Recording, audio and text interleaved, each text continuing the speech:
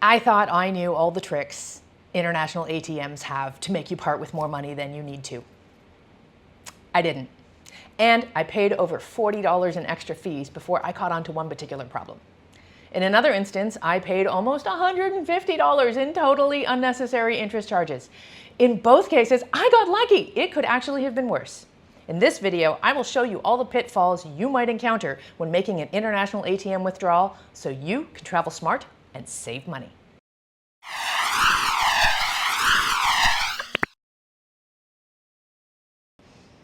All right, let's dive right in because the first few tips I'm going to share with you are juicy. And make sure you watch to the end because I will share with you the big ATM mistake I made that cost me $150. I'm not bitter. Well, no, I'm a little bitter. Tip number 1, beware of dynamic currency conversion. Dynamic currency conversion happens at the ATM when the ATM offers to do the currency conversion for you instead of letting your own bank do it. So it'll show up on the screen after you've entered in how much money you want to withdraw. The prominent button, as in the one they want you to click, will be to accept the ATM's conversion rate. So it's going to feel counterintuitive to decline this transaction, which is part of the ruse. Luckily in Europe, ATMs are now legally required to state how much markup they are putting on top of the base conversion rate, and it can be up to 15%. 15% for nothing! When your home bank does the currency conversion, you will get the best possible conversion rate, as in a rate that has the least amount of markup. When you agree to let the ATM do the conversion, all bets are off. Tip number 2, don't let the ATM trick you into taking out more money than you need. Most ATMs will give you some pre-filled options for how much money you'd like to withdraw, and normally these are for very normal amounts of money. However, there are ATMs out there that, when a foreign debit card is inserted, will then show you ridiculously high withdrawal amounts. I don't know if this is a conscious programming trick that somebody did or if it's just a glitch related to the exchange rate. But the last thing you need is to think that you're pulling out the equivalent of 50 bucks and to discover the hard way that it was actually $500. The way around this is to know the currency exchange rate before you even try to make the withdrawal. There are lots of great free apps for this. My favorite is XE. And if you get one of these screens on the ATM and are confused about the exchange rate, you can just whip out your phone and use the app to confirm that you are getting the amount of money that you want before you unwittingly withdraw your life savings. Tip number 3, beware of ATM withdrawal limits. And I'm not talking about your card or your bank's limits. I'm talking about the ATM's limits. When I lived in Peru, cash was king, so I had to pay my rent in cash. At the time, the local ATMs in the town where I lived only allowed me to withdraw a very small amount of money, something in the neighborhood of the equivalent of $50. So if I needed $500 to pay for my accommodation, for example, that meant I needed to make 10 withdrawals. Interestingly, the ATM would allow you to make multiple withdrawals in one session without having to physically remove and reinsert your debit card. So I assumed that I would just pay one foreign ATM withdrawal fee since I technically just stuck the card in the machine and entered my PIN once. No such luck. When I got back to my accommodation and logged into my bank online to realize that I had paid the $5 foreign ATM withdrawal fee 8 times just to get 400 bucks out, I had to make a change. So what I did, and what I recommend any traveler do before they leave town, is to set up a bank account that includes free foreign ATM withdrawals. Once I did that, then the multiple withdrawals were never an issue. This leads me to my next tip. Know the different withdrawal fees. Don't confuse the ATM withdrawal fee with your bank's foreign ATM withdrawal fee. Depending on the ATM you use, they may charge you a withdrawal fee, which can also be referred to as a commission. If it's a private ATM, as in it doesn't have the name of a major bank on it, you will for sure be charged a fee. In some places, the bank ATMs will also charge a commission, but it's usually cheaper than these private ATM fees. In all, these fees can range from 50 cents to the equivalent of $10. But that's not all. Your bank at home might also charge you a fee for using a foreign ATM. That's the fee that I was referring to in my last tip, and that's the one that you can avoid by getting an account with free foreign ATM withdrawals. Sometimes these kinds of accounts with free withdrawals have a monthly account fee, since it's considered a higher tier perk than what most no-frills basic accounts will offer you. But if you're going to make multiple withdrawals abroad, the fee might pay for itself. Or you might be able to get the fee waived by keeping a certain balance in your account. Tip number 5, check the ATM for skimmers before you insert your card.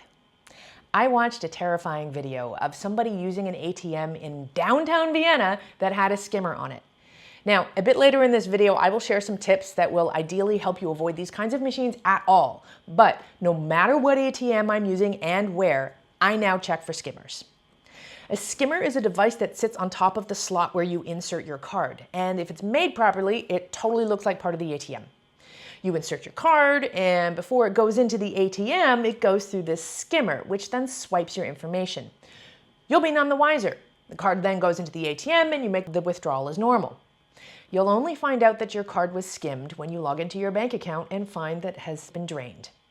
So, to check for skimmers, thoroughly examine the card slot. Does it look like something was added? Have a tug on the actual hardware to make sure that everything on the ATM is actually original.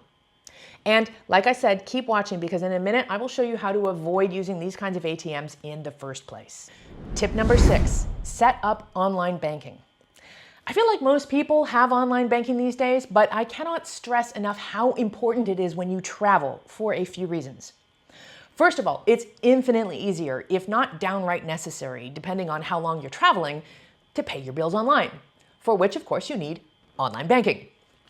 Also, yay for paperless statements and saving the waste. Just saying. But also, if you are in the habit of using the ATM at your home bank to do certain transactions or access certain accounts, you will discover that on the road, foreign ATMs do not have that same level of functionality. You won't be able to see account details or balances, you can't transfer money between accounts, and you can't edit or change any information. Online banking is also important so you can check your account balances and ensure that everything is in order. Tip number 7, use a 4-digit PIN. Again, I think 4-digit PINs are globally the norm now, but when debit cards with chips in them first came out, some countries allowed 4 or 5-digit PINs. This, of course, is problematic when used in a country or an ATM that only accepts 4-digit PINs. Tip number 8, if you can avoid them, don't use private ATMs. These are ATMs that are not associated with a major bank. You'll find them in convenience stores and other businesses, in airports, ultimately anywhere where it's anticipated that you'll need money on the spot. There are 2 main challenges with private ATMs.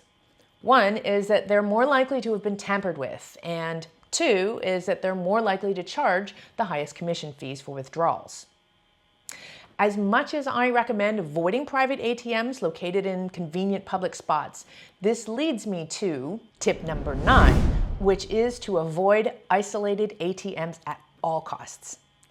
I say this for 2 reasons. 1, if the location is isolated, then the chances are higher that you're going to be robbed after making your withdrawal. And 2, an isolated ATM is asking for somebody to tamper with it and add a skimmer. So even if you're not robbed by someone standing behind you, you could be robbed anyway. Now, we're rounding the corner on my top ATM mistakes here. But stick around for the last one, which cost me over $150 that I'm evidently still bitter about. But first, tip number 10, don't use the ATM when the bank is closed. Whenever possible, I will always use bank ATMs that are physically located inside the bank or at least beside it. I do this for a few reasons. First of all, if it's inside or beside the bank, there are security cameras and sometimes security guards around, which reduces the chances of somebody having tampered with the ATM. But also, if something goes wrong with the transaction, like the machine eats my card, if it's a Friday night and I'm leaving the country on Sunday and the bank is closed, there's no way I can get my card back. But if the bank is open when this happens, at least I can walk inside and begin the process of getting my card back.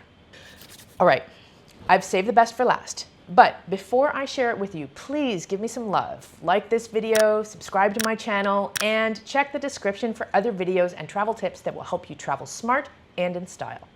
All right, are you ready? Tip number 11. Do not, if there is any choice in the matter, use your credit card in an ATM. I learned this the hard way when I lived on the Caribbean island of Grenada. For some strange reason, my debit card would not work in any of the ATMs anywhere. So to get cash out, I had no choice. I had to use my credit card. When this first happened, I knew I would get dinged for a $5 withdrawal fee, which on a credit card is actually considered a cash advance fee. What I didn't realize is that a cash advance nullifies the interest-free grace period on credit cards. Here's what this means. Normally, you can charge expenses to your credit card, and as long as you pay off the balance in full by the due date, you don't pay any interest on those charges.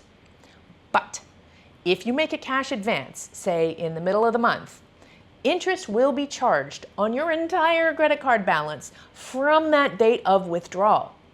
And that's how I ended up paying $150 in interest. I didn't realize interest was compounding all of the month from the date of my withdrawal until I got my statement and realized that I had made this terrible mistake. So if you're in a situation where you have to use your credit card to withdraw money at an ATM, here's what to do. Go online, pay off your entire credit card balance plus the amount you plan to withdraw and the cash advance fee. That way, there's no balance on which interest can be charged when you make that withdrawal. Have you ever made an international ATM mistake? Perhaps one that I didn't mention in this video? Please share your experience in the comments so we all can learn from one another and travel smarter. I'm Nora Dunn, aka the Professional Hobo, and I will catch you next time. With